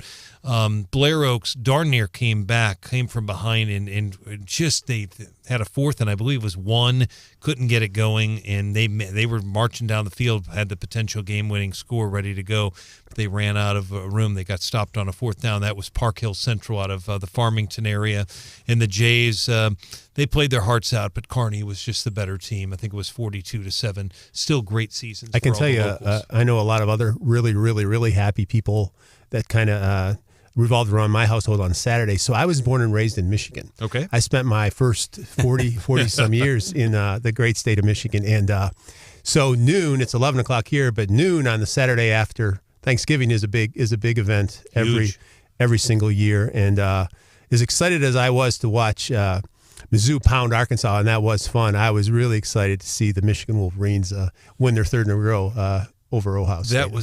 That is a great rivalry. They call that the game. Mike and Stephanie and John, what really there was, people are upset with people in Michigan are upset with Pete Thamel, who's a reporter at ESPN. But I got to tell you, folks, I was a little taken aback by Desmond Howard's comments. Yeah, I didn't like him either. For him to basically, he told this reporter because the reporter's in the stadium. He's had alleged death threats because of his reporting on Michigan. And I don't know all the details, Mike, about what's going on with this alleged we know a couple coaches have been fired. Thamel says he's had death threats. So ESPN has to take sure. They put him in the stadium. I get that. But Desmond, about his own colleagues, said on air, I'm paraphrasing, go back, basically said, you need to put your big boy pants on and go out there and stand out in the crowd. I love Desmond, but he seemed a little there's been a lot of jokes, a lot of Twitter jokes about what he might have been smoking before the show or something, because that was just kind of silly talk. Sort of takes us all back to the Woody Hayes and Schembechler era, doesn't it? The craziness. But that Reese Davis, the host, when he said that, he was taken aback. Yeah. He was taken aback. So, and I do enjoy Desmond on there, but I thought it was poor to say that about his Hey, I want to call you out a little bit on this Alabama thing, because I thought one of the most stunning plays of the weekend, Auburn had them beat. They did. That fourth and whatever it was into the corner of the end zone, that was just a staggering, stunning play. I thought Alabama was done. I thought that game was over. The bottom line, no, they had one play left, fourth and goal, essentially from the 31, and we didn't know this till afterwards. Nick Saban said so on the radio, on the press conference. Mike, they practice that play. I don't doubt it. They practice it every Friday, a couple times a week, certainly on Friday. And basically, for lack of a better term, it's a Hail Mary, but it took a perfect route. And the defender of Auburn had great coverage. I mean, he did all he could. It's just Isaiah Bond got behind him. If you're Auburn, you can't let anybody get behind you there. And that's why I say Alabama is Alabama and Saban is Saban. They seem to, these things tend to fall their way when it's 50-50. Exactly. And remember give Auburn a lot of credit. Kick six? 10 years ago back in the Iron Bowl. How about Davis. that one? Oh, my God. Chris Davis returned it 100 yards. Boy, that was a crazy one. Yeah, exactly. That was just some great stuff. But you are right. Georgia-Bama is a fun one to look forward to anyway. That is a great game to look forward to. It'll be a highlight of the weekend. Yeah, absolutely. It'd be great. And are you calling the bowl game yet? As far as which one they're going in? Yeah, and who we might play. What do you think? I don't think so. I think we got to wait one more week. I'm really worried about it. I don't like the feel of it right now. I mean, I think we deserve. I mean, I'm a Mizzou fan, so of course I think it. I think we deserve a New Year's Day 6. I'm just actually worried about it. I've just seen too much chatter on how this might go. So no respect for the Tigers as long as we've been in the SEC. I think that's right. It's so hard to say. We'll have to wait and see what happens in the championship game. I think they get in. I'm gonna just say right now, I'm gonna guess it's gonna be the Peach Bowl. But I understand what you're right. Mike and John are saying because you don't know. But Mizzou at 10-2 deserves a New Year's 6 bowl. They dominated. And we'll see. But anything could happen. And if there's upsets on championship weekend, that could throw the whole thing into chaos. But right now, my gut feeling tells me Peach Bowl in maybe Penn State. But again, that's just a guess. And Mike, you had said you were kind of down on them after the first 2 games and had your doubts. But my wife tells me so. My wife's a big football fan, and she thinks she's knowledgeable. And she probably is. Yeah. So I said after. Walking home after that second game, we live close enough to walk, which is just fantastic.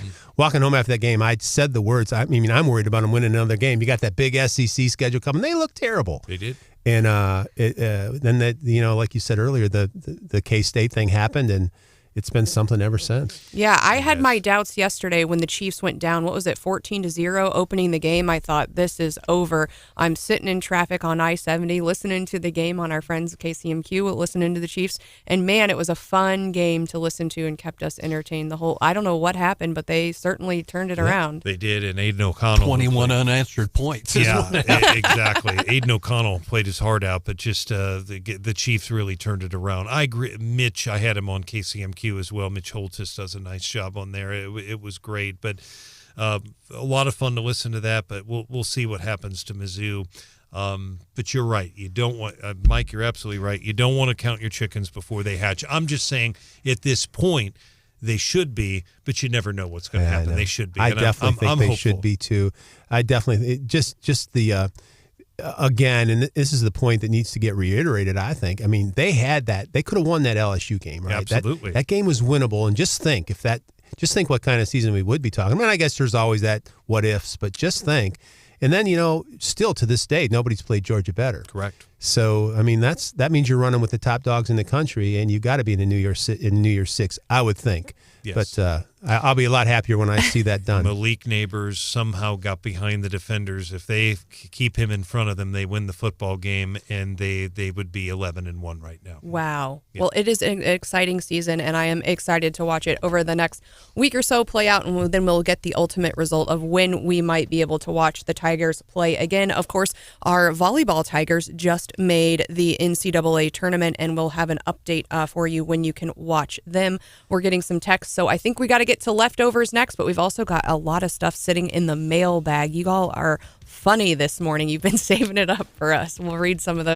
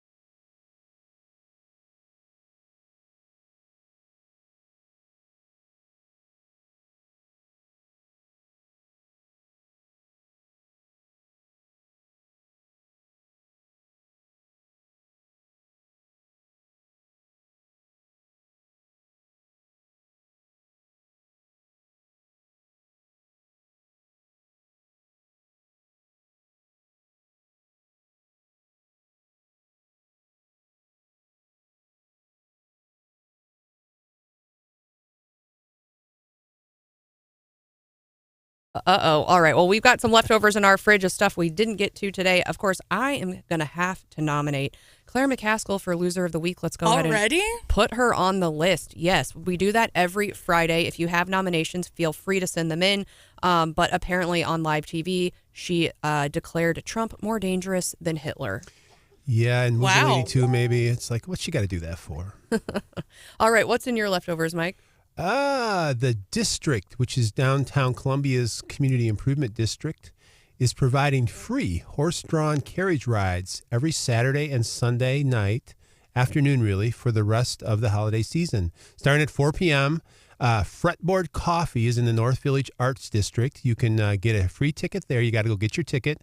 But free rides. You can take your family down there and do free rides. I love a little nostalgia around the holidays. I think that would be kind of awesome. A carriage ride, a horse-drawn carriage ride around downtown Columbia. I've seen them out walking around. It looks like a pretty fun thing to do. Also, if you're interested, I guess, the Veterans United each year, or for the last 4 years, has quite the light spectacular at its campus on Veterans United Drive. It begins next Tuesday, I think, December 5th through 17th. Every evening, 7 to 10:30, it's drive-through. You have to approach from State Farm, whatever the road is that's called. It's now called Veterans United Drive. They changed the name of it, but that's off Faughn there by Buttonwood, one more down. The point being, don't try to get there off Providence. They won't let you turn to the east there. And also expect traffic backups. Mm-hmm. The Texter gets blown up every year with complaints about traffic in that area. So just a heads up to anyone who might be traveling through there. And there might be some backed up traffic in downtown Jeff today, right, John? Yeah, because they're bringing in the governor's multiple Christmas trees to the governor's mansion. They said they thought they'd have it done by 8 o'clock. We haven't had any update on that yet. But then Friday, during the Living Windows event in downtown Jefferson City, Governor and First Lady will light the tree at 6 o'clock on Friday and then do candlelight tours at the mansion. So everywhere's a busy one for the holidays this week. Certainly is. Well, Hannah, did you see Matthew's text about your What's Hot with Hannah story? I did. Hang on. I'll read it. Second. So for What's Hot with Hannah, you told us about Disneyland and a special visitor. Yeah, special is a good word for it. Guy was streaking on the It's a Small World ride and ultimately got kicked out of the park, as you can imagine. Matthew said he once got stuck on It's a Small World ride for over an hour. Ooh. He said the repeated song was agonizing. He did say there wasn't any extracurricular entertainment except for a poopy diaper change in the car ahead of us.